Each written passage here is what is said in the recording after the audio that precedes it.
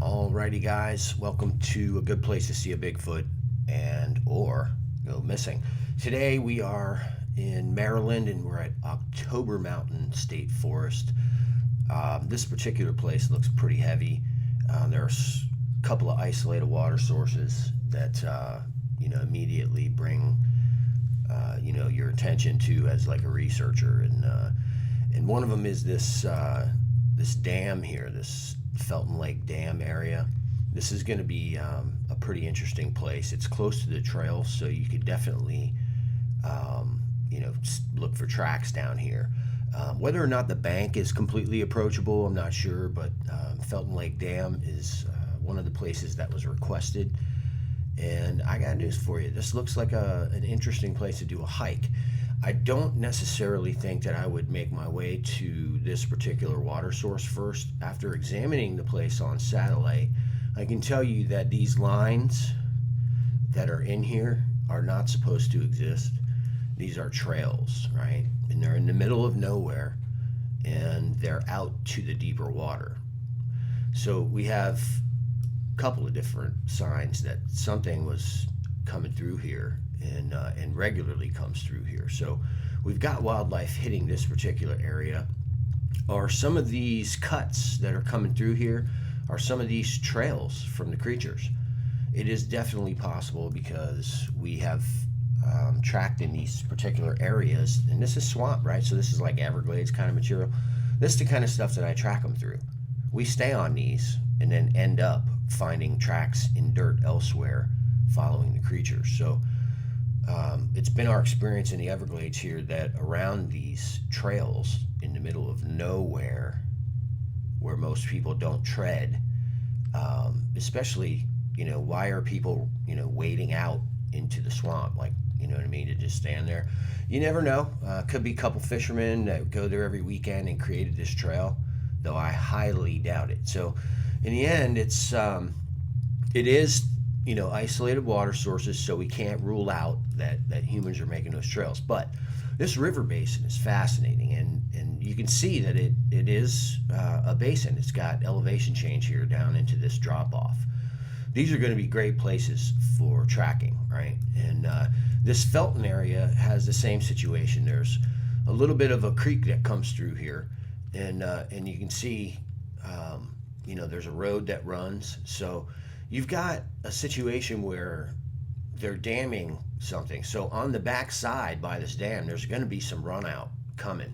So whatever that's doing, we're not sure yet, but it's obviously several isolated water sources. Now this one back in here, this is interesting. We've got trails coming into it, and obviously this is like feeder kind of stuff. So this could be like, not necessarily a trail, but like a feeder. And what we're looking for are these smaller ones.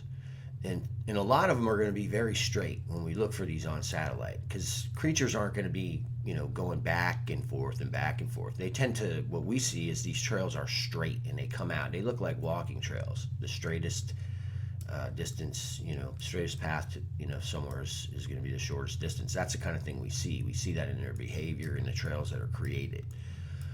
I don't see any in this, but this is interesting to me for tracking. You can see that it appears that the swamp goes right around.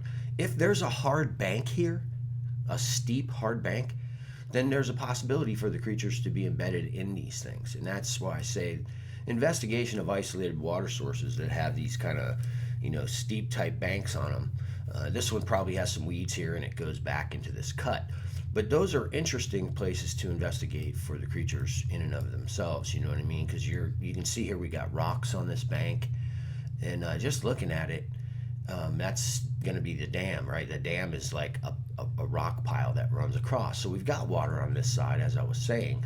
And how far back does this go? These are the questions that, as a researcher, you'd want to answer. You've got a really, really simple entranceway right off of the Lower Tower Road, and you can check that out.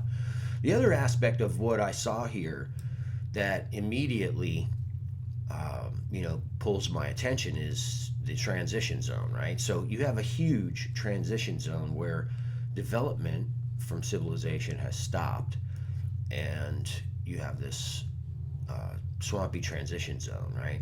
And more importantly, you're going to get tracking areas right here next to civilization all the way down the edge, right? So these are tracking places. Creatures check out our development is what we find. So you find tracks where they're peeking and looking and spying and trying to see what the hell is going on with this interesting, destructive little race of monsters, right? They're looking out from the peaceful forest at all this banging and all the cars and all the craziness, and then they turn around and go right back in, right? But the reality is on both sides of this basin is a transition zone to go into whatever is next. So this is a transition zone right here. You can see there's a forest, and then we have the prairie, which is wet prairie swamp, and then in its basin, so it can be flooded. So literally, this river can swell up all the way to the edges of this and be this wide back in here. This little, creek area, or watershed is probably the way they'd like to put it. But this is a tremendous tracking opportunity, right? We've got borders and we've got transition zones. It's almost like they're saying, hey, track in here. You can take this road, and it's Roaring Brock Road, and you can drive literally all the way along this thing, stopping, parking, getting out, walking the transition zone for another 40 or 50 yards, tracking, back to the truck, drive down another 50 yards, track the transition, drive down, track the transition. I guarantee you, if I did this, by the end of the day, I'd have a stack of hominoid tracks, because this is valuable. It's valuable land. This is very valuable land, and you can see how all of the development has been halted along this line.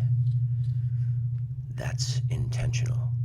Somebody lives in there, in the October Mountain State Forest. So yes, the isolated water sources are awesome. The dam is a good idea to investigate. We've got a rock dam back there. It looks like a hell of a scenic area to do a hike. But more importantly, we've got other isolated water sources for future investigation. So we would take the October Mountain State Forest Road to the dog leg. Once we round that, we know when we hit that next corner, we're closest to this Mountain Lake Dam area. And that's the area that I was talking about investigating right here. These two are further off the beaten path, and there's been some activity here we can see. Is it logging? Did they replant? Why is this the way this is? Something went on here where they stopped everything. It'd be worth a look to find out why they stopped everything and started putting trees back. You've been watching another episode of A Good Place to See a Bigfoot or Possibly Go Missing. Please subscribe. The more people subscribe, the more people watch, the more people we can reach, and the more people we can educate on how to get this done in reality. To me, that the general public is just fine with trusting the government's non-information on the wild hominoids everybody's seeing. You can see this one here is watching as it's being filmed via psionics, and credit for this footage goes to Blake Dusher. But it's a great opportunity to view how the creatures sneak up on us. You can see his outline there. He's crawled up, and there appears to be other ones, but it's just a beautiful representation. We can see the whole creature's shape, and then the white skin, the bridge of the nose, and then we've got what appear to be either fingers or some palm fronds, and then some other disturbance here that could be other creatures. But this is the under eye, so these are the under cheek, or the upper cheeks up here. So the eyes are in this area. If you watch, you see them looking at you. Watch, see them there? They're looking back and forth right there. So there's a few spots where you can see the eye shine coming back. There's one right there where you can kind of see the pinholes of the eye shine, and the cheekbone is prominent without the footage, but it's just an incredible representation, a little eye shot there of one of these creatures. And again, with the eye movement or the eye opening, we're getting the whole A little bit of glow in here. It's interesting because it's nighttime, but there still appears to be a little bit of this retransmission going on. You can see around the eye right there, and we're getting this bone structure. We're seeing it here, and then it's charcoal colored hair, and you can literally see it. I don't know what's going up here, if it's leaves or if there's other creatures, but it appears to be bushes around him, and you can see his whole outline here, and his face is right there, and his eyes are right there. Really an awesome piece of footage.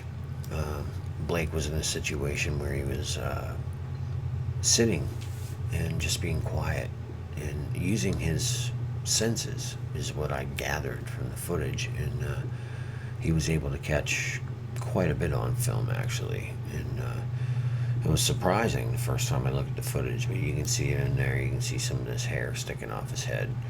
Here's the whole creature's face. You can see his nose perfectly. This is an achromatic Florida skunk ape, is, you know, what people would say if they saw it. It's a little wild boy, you know, because that's what it looks like, except this thing isn't little. The footage makes it look little, but if he walked over there, this is probably about an 8-foot creature right here that was casually watching him. This is the trail edge, and it's crawled up to the trail edge. There's a little bit of an incline, and it's just laying on an angle looking down the length of the trail, because he's kind of sitting a little bit closer to the edge of the trail on this side, but it's looking like right this angle is where he's sitting on the edge of this trail. And the camera shot itself, the raw footage, we're going to do another breakdown of, so look for that. You can see the nostril there, cheekbone, we've got the skin of the face, and then the general shape of the head, the figure in the bushes, you can see him plainly, the eyes right there. This is what the people, you know, see. It's scurrying off or it's running off, and like I said, this one's close to 8 foot. Kudos to Blake for shooting the footage. Really, everybody that you know, came from Michigan did a real good job. It was a good expedition. So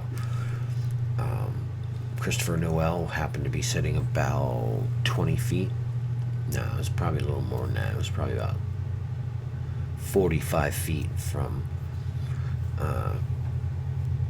Blake, and I'm getting ready to break that footage down for the first time. You know, when all of this was going on, I was sick with Lyme's disease, and I'm getting ready to break all this down. So I'm a bit behind. I don't exactly remember everything that was going on because I wasn't well, and then you know, I had the cancer thing. So, but we're past it, and so we're working again, and we're working through this, and I'm taking a look at all that footage, and you can see the edge of this guy's face right here.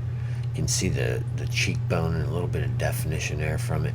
Is it fingers? Could be. I'm not saying anything about what's around him there. I know he's into plants because that's their nature, and I know what's on the side of this trail because I've been here hundreds of times. So you see him in there watching. Yeah, and he's got the edge of the head. Is this fingers on his shoulder? It does appear to be something like what it would look like. So, but we've got this little guy's face, and I just think it's brilliant footage. The Psionics is a magnificent camera. Look at this thing. I mean, there he is. And this one, you kind of get a sense of like maybe some shoulder. I'm not sure. A little bit too much going on there. Yeah, you kind of get a sloping, but then there's a lot of bush there too. So yeah, awesome footage. But this is what the achromatic individuals look like. Thanks for watching. Don't forget to subscribe and turn on all notifications.